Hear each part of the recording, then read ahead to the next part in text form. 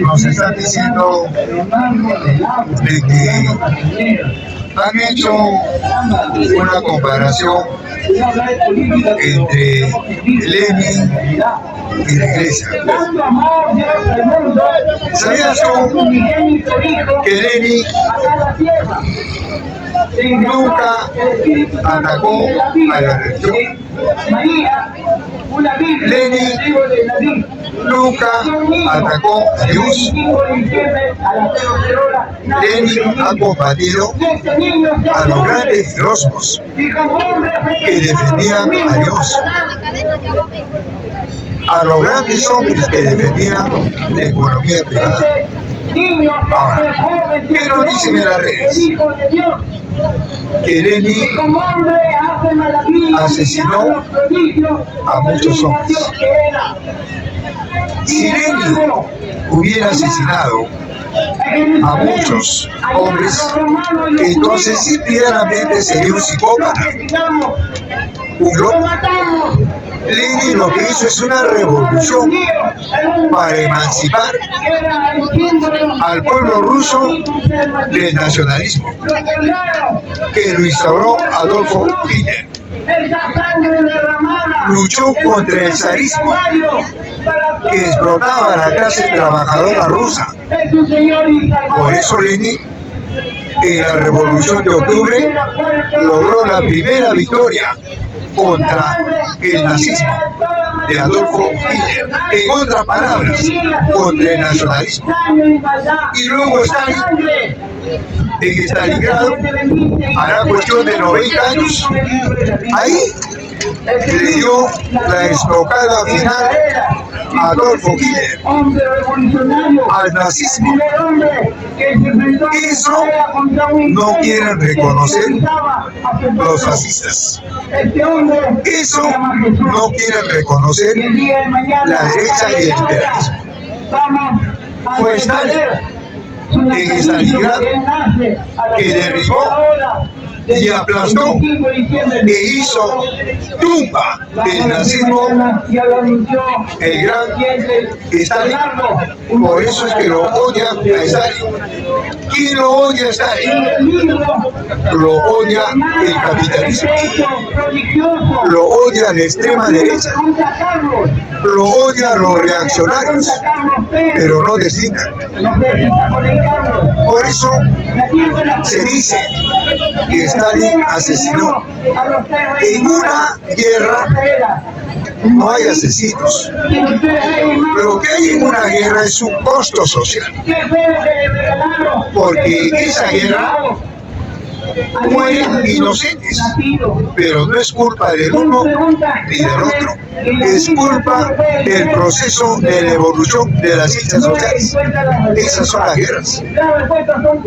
Y ojo, hay dos clases de guerras: guerras convencionales y guerras no convencionales. ¿Stalin qué planteó? Guerra no convencional, y lo aplastó Adolfo Hitler, que planteaba guerras convencionales. Por eso es que ellos no reconocen. Igual, la guerra de Lenin, la guerra de Karl Marx, el 48 en Alemania con las barricadas, ellos no lo reconocen. Pero sus guerras convencionales sí lo reconoce la historia. La Primera Guerra Mundial, la Segunda Guerra Mundial. Y ahora, ahí no está, en Palestina, nadie habla de esos muertos. Hablan de Stalin, pero no hablan de los muertos de Palestina. Hablan de Stalin y no hablan de los 80 muertos del Perú. Hablan de Stalin y no hablan de la iglesia. ¿Qué dice la prensa? La prensa dice no, y todos lo hemos escuchado. La prensa dice que el Congreso es un burdel, y todo el mundo, no todos, pero un sector dice sí, el Congreso es un burdel. ¿Tú crees que yo voy a repetir lo que dice esta prensa? Esta prensa lo dice por manipular la conciencia del hombre. Lo importante, el Congreso es un poder. ¿Y la iglesia qué es? Peor que un bordel. Mira al sacerdote Luis Hidalgo. Violó no a una meretriz, violó a 70 niños en el altar. ¿Qué dijo el Poder Judicial? ¿Qué dijo el Ministerio Público? ¿Qué dijo el Congreso? Eso no es violación, eso es pecado. Y por lo tanto, eso no lo podemos juzgar acá, eso lo va a juzgar Dios. Entonces, ¿cómo me puedes decir que el Congreso es un prostíbulo?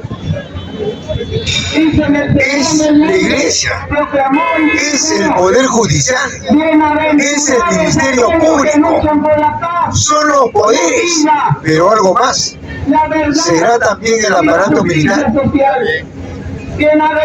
Entonces, en conclusión, el Estado es un prostíbulo. El Estado, hay que hablar con propiedad. Porque si yo te digo que es un prostíbulo del Congreso, estoy limpiando al Estado. Porque esta prensa es un prostíbulo. Pero ahí está, pues, la prensa es la que está diciendo que el Congreso es un prostíbulo. Le están lavando la cara al Estado. No te equivoques, es el Estado del corrupto. El Estado y su carta magna. Entonces, ahora bien, pero aquel que defiende el Estado, aquel que plantea las elecciones, no puede cuestionar al Estado. ¿Y qué tiene que hacer? Buscar particularidades. ¿Para qué? Para salvar al Estado. Particularidades, como lo hace la prensa, como lo hacen los que tienen la cabina de esta prensa. Dicen, no, es tal juez, es tal fiscal, es algunos militares. No, es el Estado como un instrumento de la gran burguesía. Es el Estado que cuando se instauró, ¿quién lo instauró? Ahí está, pues, San Martín. Hay gente que critica a San Martín y defiende el Estado. ¿Cómo es eso? Si San Martín es el que instauró el Estado con los terratenientes. Entonces, compañero, ¿qué es eso? Yo no encuentro una coherencia ahí de que estoy contra San Martín, que estoy contra el juez o fiscal, pero quiero participar, quiero ir a las elecciones. Y el Estado, ¿qué te dice? Que todo aquel que ingresa como funcionario tiene que ponerse al servicio de la corrupción. Si no te pones al servicio de la corrupción, yo te meto a la cárcel. Entonces, ¿cómo me vienes a decir que ocupando un cargo en el Estado vas a servir al pobre? ¿Cómo me puedes decir que ocupando un cargo como funcionario o como primer funcionario vas a servir al campesino? Amigo, ¿estás jugando? ¿Quieres jugar? La historia es la historia, ¿o me equivoco? La historia dice que hasta hoy en día no hubo un solo presidente que haya servido al pueblo. No la hay, porque todo presidente es legalizado por el Estado y por el capitalismo. Entonces, si estamos a favor de la historia, yo me pregunto, ¿A dónde quieres que vaya? ¿Al poder oficial o al poder popular? El poder oficial está representado por el Estado, burgués, corrupto, y el poder popular está representado por las organizaciones populares, el movimiento campesino, el movimiento obrero, el movimiento barrial, minero, etcétera, etcétera. Entonces, ¿cómo yo te puedo decir, no, que si voy a ocupar un cargo en el poder oficial, voy a servir al poder popular? Oiga, eso nunca se ha visto y no se va a ver, porque el Estado automáticamente se da cuenta cuando tú comienzas a hacer tus primeros días. Entonces, pero si tú te vas al campo, automáticamente te pones al servicio del movimiento popular. ¿Qué le vas a decir al campesino? Ahí no educas al campesino. Ahí le dices qué es el feudalismo, qué es el semifeudalismo, por qué un campesino pobre, medio y rico, qué pasó en la sociedad. Ahí comienzas a darle historia progresista.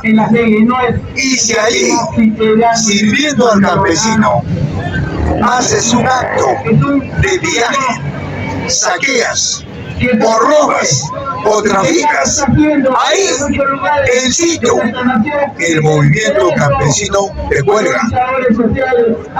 Pero si vas al Estado, saqueas, robas, has especulado, ¿qué te hacen ahí? Te condecoran y te suben de cargo. Entonces, ¿a dónde quieres que vaya? Al movimiento popular. Y acá lo hacemos. Y claro están mis términos. Yo no hablo a favor del Estado. Todos aquellos que hablan a favor del Estado no tienen derecho a criticar al Congreso.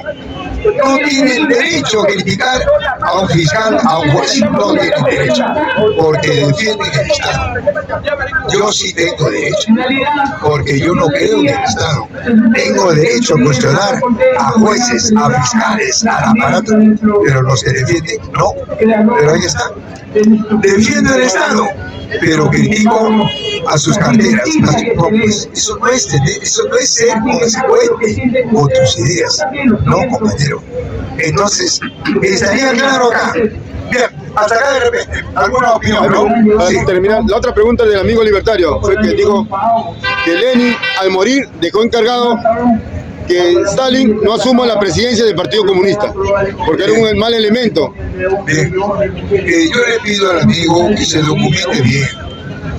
El amigo está repitiendo lo que le han contado. No repitas tampoco lo que digo yo, pero documéntate. Lee. Lenin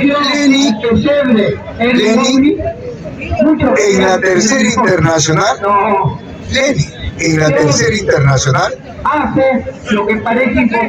planteó en los 8 congresos que solamente podría ser la revolución un partido comunista, no otro. En la Tercera Internacional.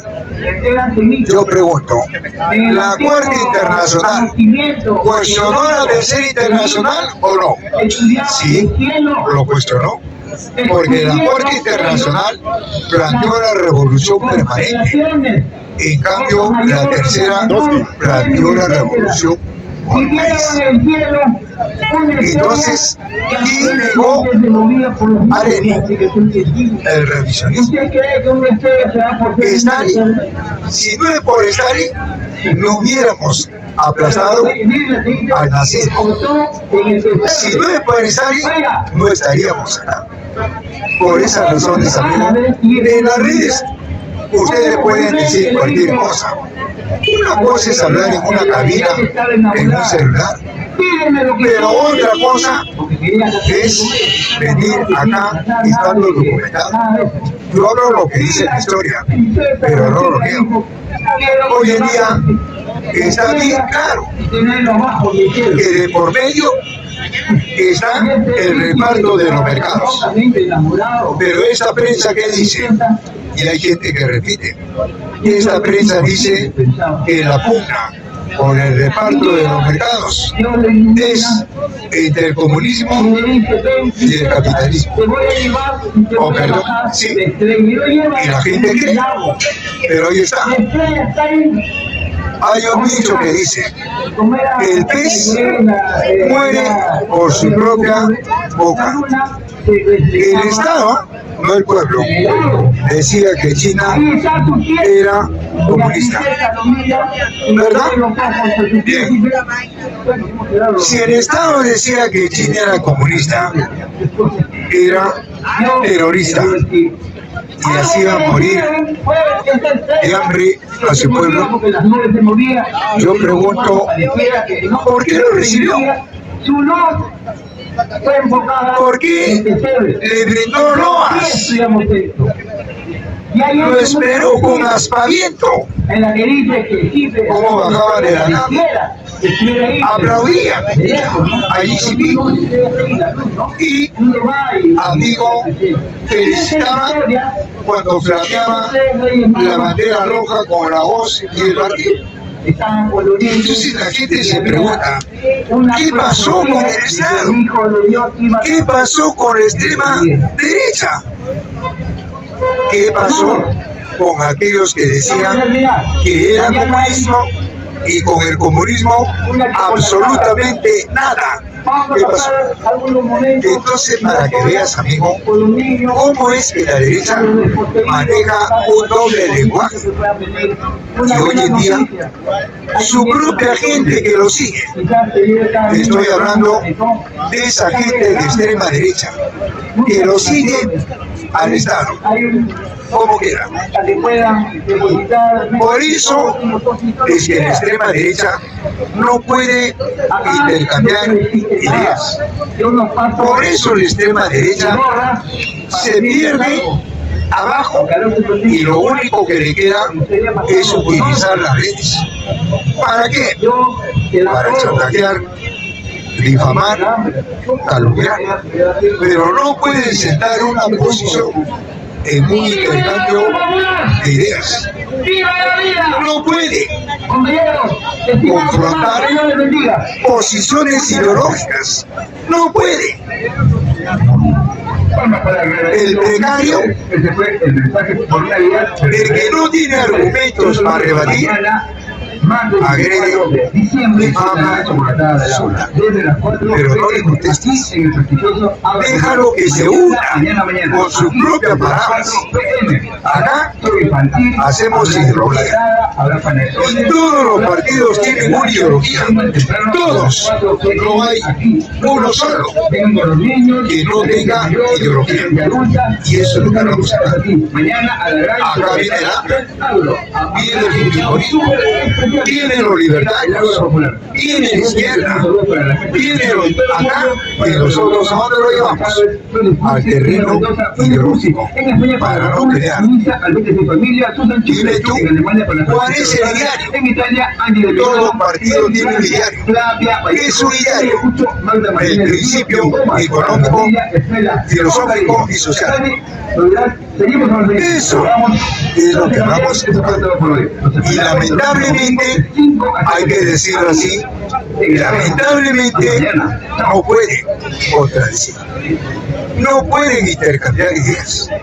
Entonces creemos, amigo, que esta plaza es para darle un realce al marco ideopolítico, es para darle un realce a lo que es el marco ideológico y obviamente para hacerle un realce a los hombres que han acordado, tanto en ciencias naturales como en ciencias sociales. Y es un poco es lo que recogemos acá. Ahora bien, tú sabes que en esta plaza, como vienen todas las ideas, no hay que ponerse prepotente, solamente se pone prepotente aquel que no tiene nada que decir, aquel que no ha leído nada, ¿verdad? Entonces, pero aquel que ha leído algo, intercambiamos ideas, ¿verdad? Yo siempre he dicho, no existe el hombre completo, no existe el sabio, no existe el erudito, porque todos ignoramos algo, ¿verdad? Entonces, yo estoy aportando lo poco que he leído, y siempre en una asamblea hay gente que ha leído un poco más, y por eso es que lo convocamos, para darle un realce al auditorio, a la asamblea, al pleno, porque acá, a pesar que somos pobres, pero hay que tener en cuenta que el hecho de ser pobre no quiere decir que tengamos las mismas ideas. Hay compañeros que tienen otras ideas, recogen otras líneas políticas, y eso es bueno, porque acá lo ventilamos y acá intercambiamos esas posiciones para el esclarecimiento. Obviamente que yo también estoy